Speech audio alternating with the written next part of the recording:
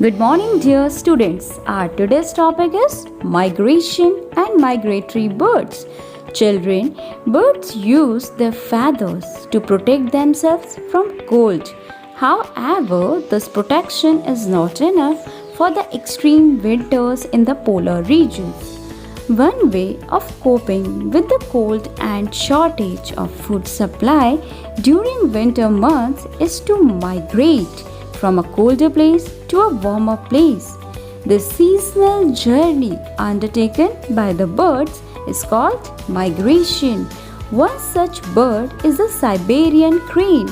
Some adaptations shown by the Siberian crane are: first, they are migratory birds and migrate to all tropical countries having warmer winters.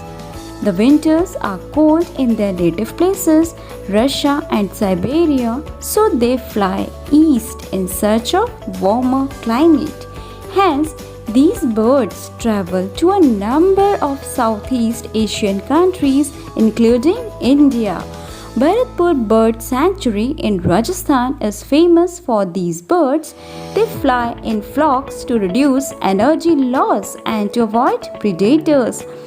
Their elongated neck and bill help them to survive in the aquatic environment.